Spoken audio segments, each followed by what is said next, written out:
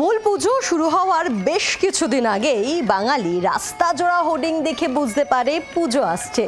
আচ্ছা ধরুন, যদি ভবিষ্যতের পুজো সম্পূর্ণ হোর্ডিং ব্যানার ফ্লেক্স মুক্ত হয়, কি ভাবছেন? অসম্ভব?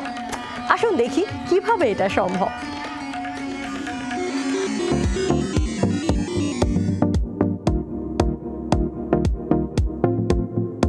WOWT অর্থাৎ ওয়াচ অন ওয়াক থ্রু, পুজোর বিজ্ঞাপনের সর্বাধুনিক প্রযুক্তি। রাস্তা জুড়ে হোর্ডিং নেই, রাশি রাশি বাঁশ আর তার গায়ে লাগানো হাজার হাজার বিজ্ঞাপনও নেই। কোন রাস্তায় দাঁড়িয়ে আছি তা কার্যত ভুলিয়ে দেওয়ার প্রয়োজন নেই। আছে শুধু একটা নির্দিষ্ট দূরত্ব বজায় রেখে পরপর দাঁড় করানো ডিজিটাল ডিসপ্লে বোর্ড, আকার প্রায় জায়ান্ট স্ক্রিনের মতো। একটা স্ক্রিনে নির্দিষ্ট সময় অন্তর অন্তর পাল্টে যাচ্ছে বিজ্ঞাপন। সারাদিন কমপক্ষে ৮০টি বিজ্ঞাপন ডিসপ্লে করছে একটা পুজো কমিটি, আর গোটাটাই হচ্ছে ডিজিটালি। থাকছে না বাঁশ, পরিবেশের প্রতিকূল ভিনাইল ফ্লেক্স, কিচ্ছু থাকছে না।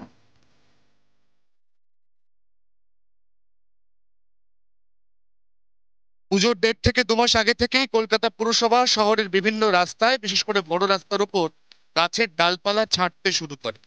এরপর আস্তে আস্তে প্রত্যেকটা ফুটপাত, গুরুত্বপূর্ণ রাস্তার মোড়, সব জায়গাতে তৈরি হয়ে যায় বাঁশের খাঁচা বা কাঠামো। সেই খাঁচা বা কাঠামো কিন্তু পুজো মণ্ডপের নয়, পুজোর বিজ্ঞাপনের। গোটা কলকাতা শহরটা কার্যত পুজোর বিজ্ঞাপনে মুখ ঢেকে ফেলে। এবং তার থেকেও যেটা গুরুত্বপূর্ণ বিষয়, যে ধরনের সামগ্রী দিয়ে এই সমস্ত ভিনাইল ফ্লেক্স ব্যানার তৈরি হয়, এগুলির বেশিরভাগই পরিবেশ বান্ধব নয়। অতএব একটা বিপুল নন ডিগ্রেডেবল বর্জ্য প্রত্যেক বছর দুর্গাপুজোর পর তৈরি হয় শহরে, যা স্থায়ীভাবে শহরের দূষণ বাড়ায়। এবার তাই একটু অন্য পথে হেঁটে, একটু অন্য চিন্তা ভাবনা করে উত্তর কলকাতার অন্যতম বড় ব্লকবাস্টার পুজো টালা প্রত্যয় একটা ডিজিটাল বিজ্ঞাপনের প্ল্যাটফর্মের কথা ভেবেছে। সেই প্ল্যাটফর্মে প্রত্যেকটি বিজ্ঞাপন দাতা বা কর্পোরেট সংস্থা ডিজিটাল বিজ্ঞাপন দেবেন, যে বিজ্ঞাপনই টালা প্রত্যয়ের পুজোর বিজ্ঞাপন।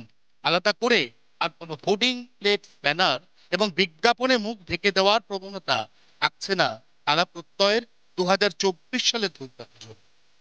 ২০২৪-এর পুজোয় এভাবে দর্শকদের লাইনে বিজ্ঞাপন ডিসপ্লে করার ব্যবস্থা করছে উত্তরের ব্লকবাস্টার টালা প্রত্যয়।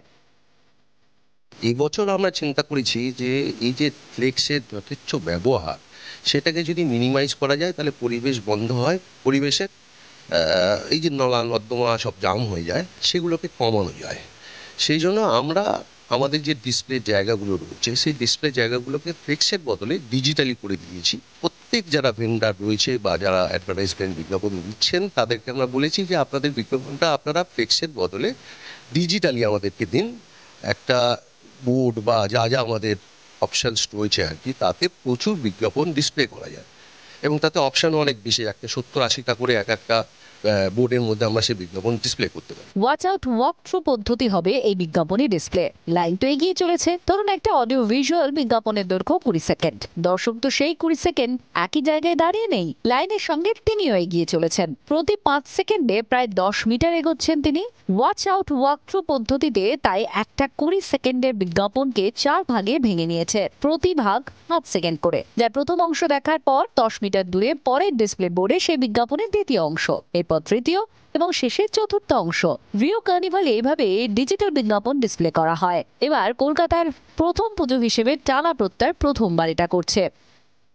এই watch out walk through basically আমাদের ওখানে ৪টে এলইডি নিয়ে একটা series, and this 4 LEDs are basically in size যদি আমরা ধরি, তাহলে হচ্ছে গিয়ে 20x10 এক একটা LED, hang from a well D shape truss, and ওই স্মার্টনেসটা তার মধ্যে রয়েছে। এবং this is completely digital. And watch out walk through the advantage is that পুজোর সময় তো আমরা সবাই একটা জায়গায় হাঁটতে হাঁটতে যাই, সেখানে অ্যাডভার্টাইজমেন্টটা কোনো কর্পোরেটের যে অ্যাড ভার্সন বা তাদের যে ক্রিয়েটিভ, সেটা কিন্তু দর্শকের সাথেই একটা এলইডি থেকে আরেকটা এলইডিতে মুভ করবে।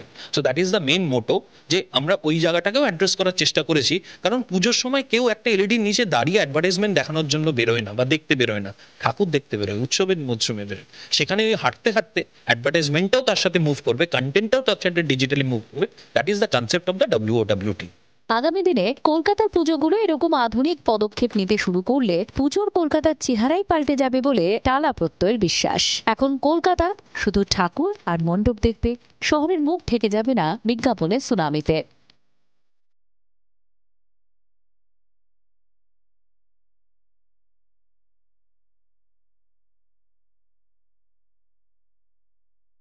ব্যস্ত কলকাতা শহরে এখন আর স্কাই লাইন দেখা যায় না, দেখা যায় উঁচু উঁচু বাড়ি আর মাথা ভর্তি বিজ্ঞাপন।